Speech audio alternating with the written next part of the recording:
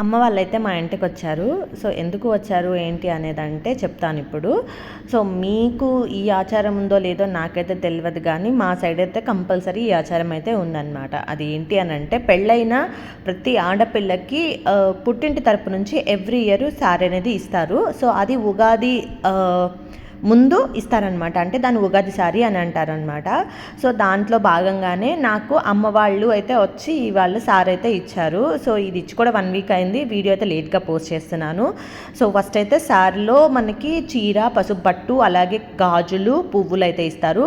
దీంట్లో ఎండు కొబ్బరి, అలాగే కట్టిక బెల్లము అండ్ ఖర్జూరము ఇవన్నీ ఇస్తారనమాట. సో నాకు అడిషనల్గా మా అన్నయ్య జీడిపప్పు అలాగే సున్నుండలు అయితే తీసుకొచ్చాడు, కాజు కత్రి ఇవన్నీ తీసుకొచ్చారనమాట. సో ఇచ్చేసిన తర్వాత నేను ఇంకా అందరి దగ్గర బ్లెస్సింగ్స్ అయితే తీసుకున్నాము.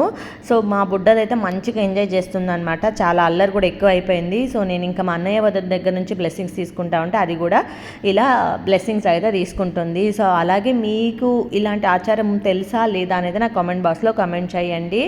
సో ఈ వీడియోకి అయితే ఇంతే.